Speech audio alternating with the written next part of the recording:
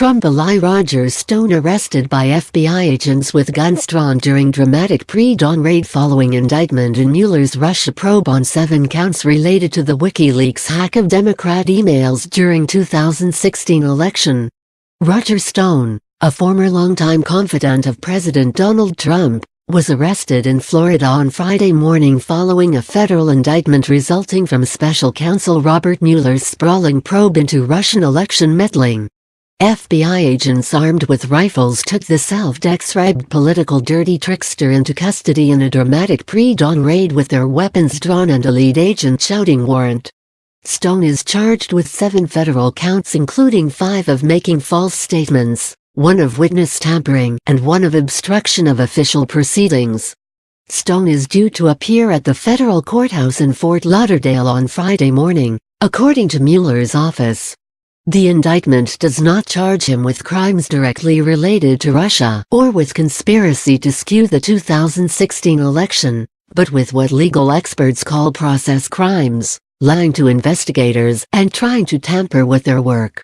As Stone makes his court appearance, another Trump ally, former campaign chairman Paul Manafort, will also be appearing in a Virginia courtroom.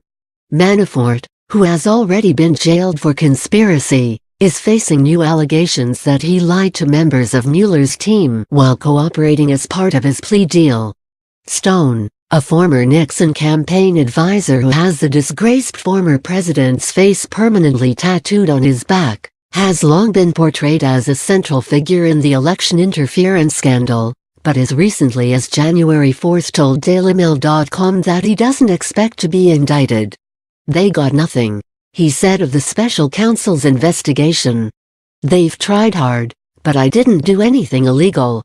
That's why I'm not worried and I'll do a public appearance like tonight's without a problem." The indictment says that during the summer of 2016 Stone spoke to senior Trump campaign officials about information held by WikiLeaks that might be damaging to the Clintons. The campaign official replied to Stone asking him to inquire about potential future release by WikiLeaks, the indictment alleges. Stone is also accused of making multiple false statements about his contacts with WikiLeaks, and wrongly denying having records of these conversations. He is also accused of trying to persuade a witness to provide false testimony to and withhold pertinent information from the investigations.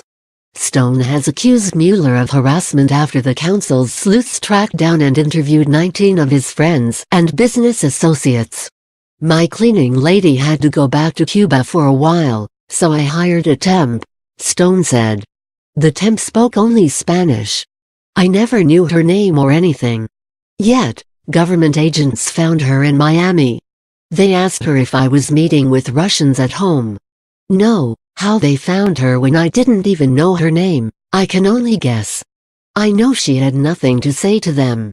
He claims agents showed some of Stone's friends a photo of the 2-year-old boy born to Kristen Davis, the infamous Manhattan madam whose prostitution service was used by disgraced former New York Governor Eliot Spitzer and, allegedly, the likes of retired baseball slugger Alex Rodriguez. "They kept asking if the baby was mine," the married Stone said. "What does that have to do with Russian collusion? The baby is not mine, I'm the godfather. But that's an invasion of privacy if I've ever seen one." Being at the forefront of this political scandal has been financially debilitating, to say the least, he says. He's been involved in a half-dozen lawsuits that have resulted in up to $200,000 each in legal bills. Preparing for his 2017 House testimony, when he was interviewed by the Intelligence Committee for 4.5 hours, also cost him